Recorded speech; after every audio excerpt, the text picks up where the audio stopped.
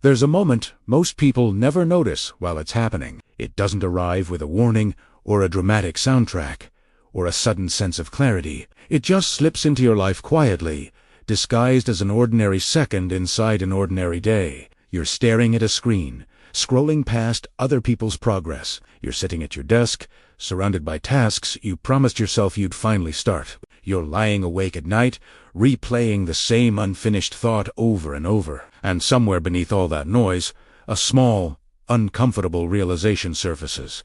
It's not that you can't do this, it's that you haven't started. Overwhelm doesn't announce itself as fear. It shows up as distraction, as busyness without any real progress, as the illusion of preparation. You tell yourself the task is just too big. The timing isn't right, the plan isn't perfect yet. So you answer emails. You clean your workspace. You watch videos about productivity instead of actually producing anything. And every time you delay, the task grows heavier.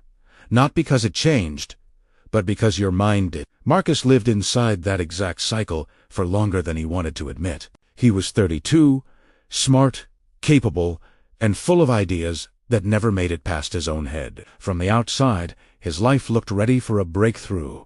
He had the experience. He had savings. He had a business idea that made perfect sense on paper. What he didn't have was movement. Every morning, he'd sit in front of his laptop, staring at a to-do list that felt more like an accusation than a plan. 70 hours of work.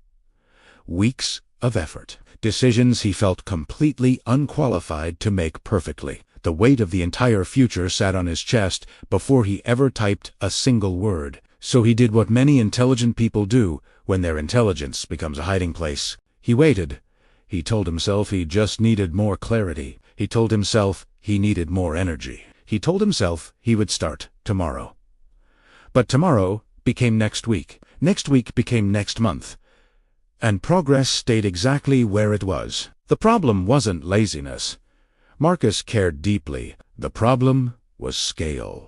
His mind was trying to leap to the summit without taking a single step. And, standing at the bottom of that mountain, the distance felt so overwhelming that doing nothing felt safer than doing something small. The night his wife finally confronted him, it wasn't the anger in her voice that shook him. It was her exhaustion. The kind of exhaustion that comes from watching someone you love stay stuck while insisting they eye movies. When she told him he had to choose either commit to the business or let it go, Marcus realized that waiting was unneutral. It was a decision, and it was costing him more than just time.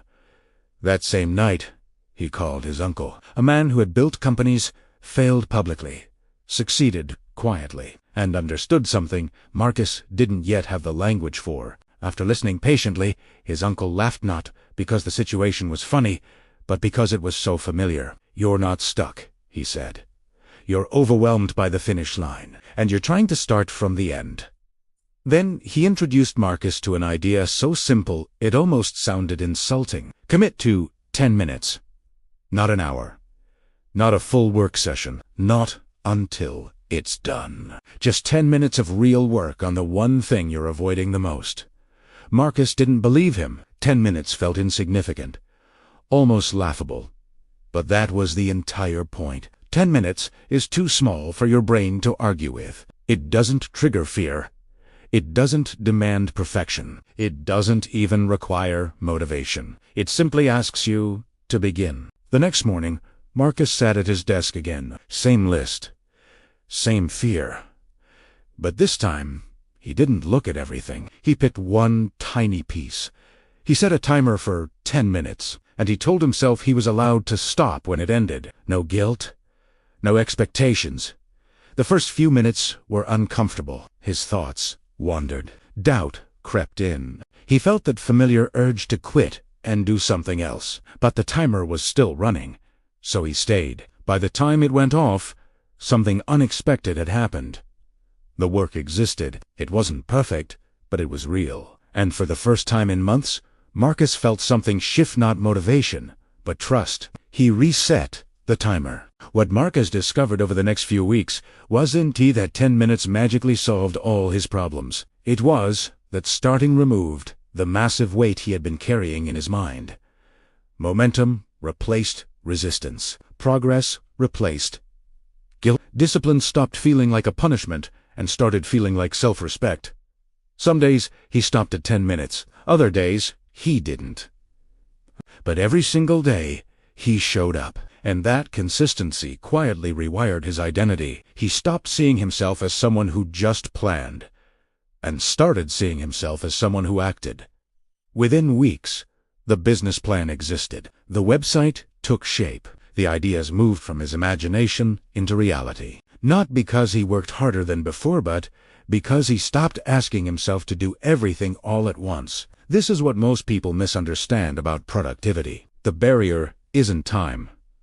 It's starting. And starting doesn't require confidence, or clarity, or even motivation. It just requires permission to begin imperfectly. Right now, there's something you're avoiding. You know exactly what it is.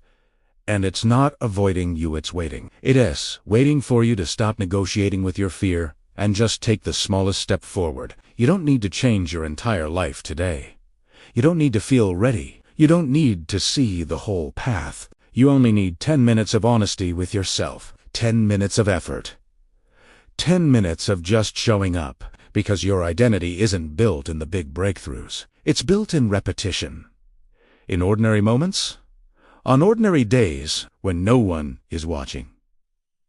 So set the timer. Start small. Let the momentum do the rest.